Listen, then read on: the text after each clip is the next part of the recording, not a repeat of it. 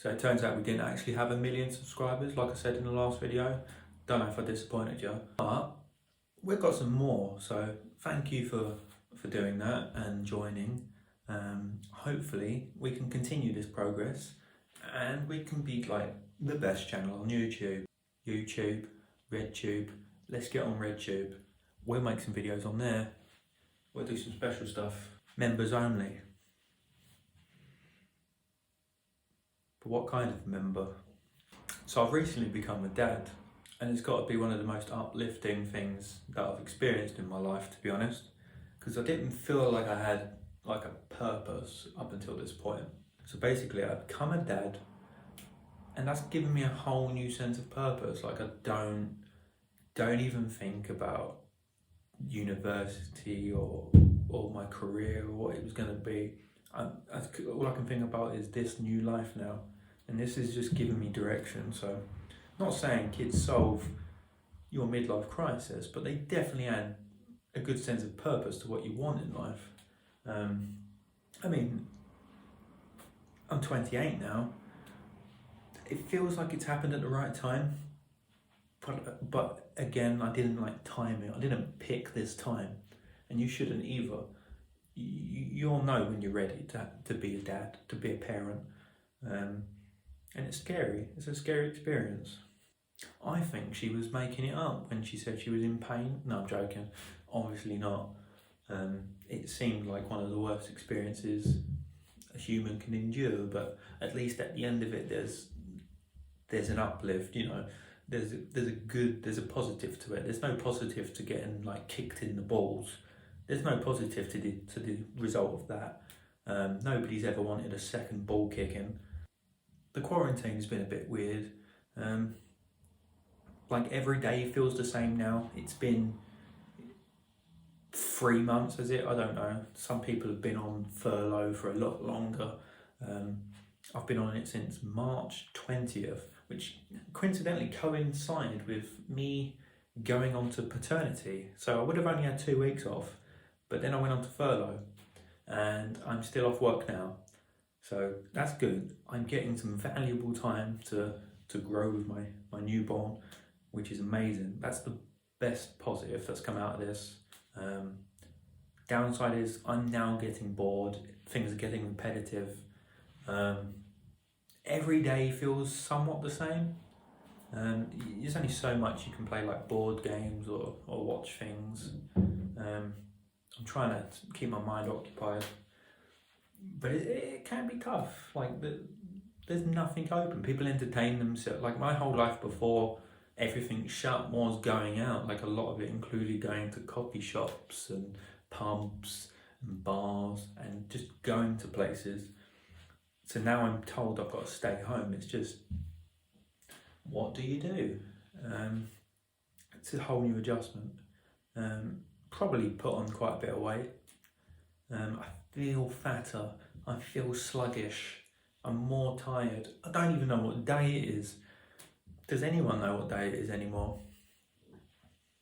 World news is annoying me. What's happening? First there's a pandemic and now it's riots. Beginning of the year we had the wildfires in Australia. What? The aliens were revealed as well. What next? What is next? I'm really worried. This year is an interesting year.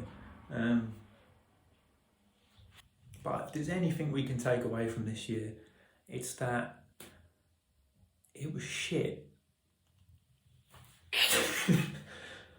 My birthday was on May the 1st. I spent that indoors as well. It was good. My girlfriend made it better than it could have been. Like, there's no way it could have been better for what it was. You know, my original plan was probably to go like abroad or on holiday somewhere, but instead I was at home with my newborn son and the best girlfriend anyone could ask for. We put together like these photos over the last year. We've got more photos on the walls of the kid. But it's so good, it's humbling. The birthday was good. My cake was amazing. She made the cake from scratch. That was perfect. What better way to treat a guy than make him a cake? What are we going to do when we all go back? When we all go back to work, hey? What are we going to do? Are we going to speak of this to our friends and colleagues, or are we going to pretend it never happened? Are we going to tell our future generations that we survived a pandemic? I was tempted to tell my son this when he grows up, because he's literally been born in the same month that it's pretty much started in this country. Be like, son, you don't know how hard we had it. You were born during a pandemic. We couldn't go out. Queuing up for the self-checkouts, 2 meters apart, but it only goes that way because beside you is a till. They're at the till putting their food through on the self-checkout and it's right next to you. But this way there's 2 meters, but the virus doesn't go that way, so it's fine. I'm protected. I'm protected by the forces of the self-checkout. You must wear gloves. You must sanitize. Sanitize everything. Sanitize yourself. Go bald. Shave. That's been the worst part. The worst part has been like sanitation and trying to cut your hair. Oh my gosh. Cutting your hair. Everyone's had their hair cut by their girlfriends, by their parents. I didn't have a dedicated clipper, nor the money to purchase a decent one. So I've had to use a makeshift one, and I didn't do it. My girlfriend did it. Her dad's a hairdresser. She's not. But she did an okay job. I'm just wearing a hat completely irrelevant to the haircut she gave me. Inside. It's sunny inside. Probably the best thing that's come out of this is people feel closer. They're closer with their families that they couldn't be.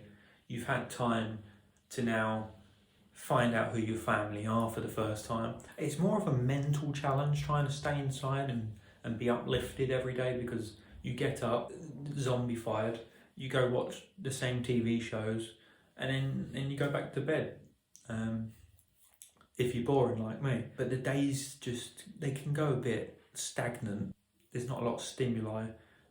Trying to keep in contact with friends on Messenger, but I'm not really one of those friends that like video calls people. I'm not good on socialising in this way. So I'm more just typing to people, but even then I'm not like big on typing.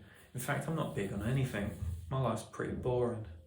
I just want to travel. Like, travelling's a big enjoyment for me, travelling and going abroad, and they took that away.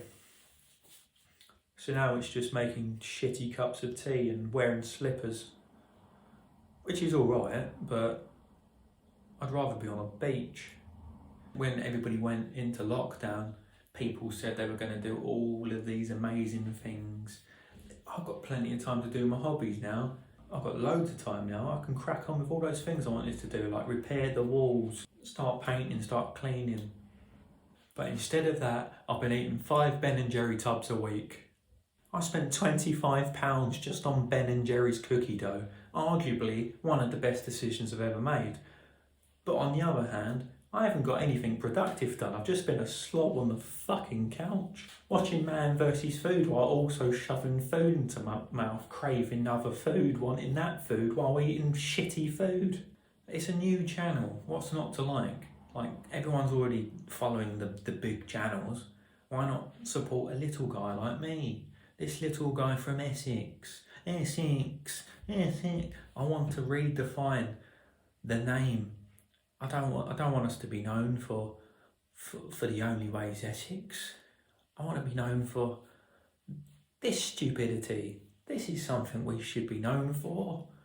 This absolute special person with his hat. He's wearing a hat inside. He's wearing a hat inside. Is he even wearing trousers? That's another question. Main point is, stick around, subscribe, like it. We're going to continue to do this before we all go insane. We're all going to go insane. We're all going to die one day. I didn't want to throw that out there, to be honest, but we're all going to die. Hopefully not now. Like, subscribe, and I'll see you in the next one. Hopefully it'll be really soon.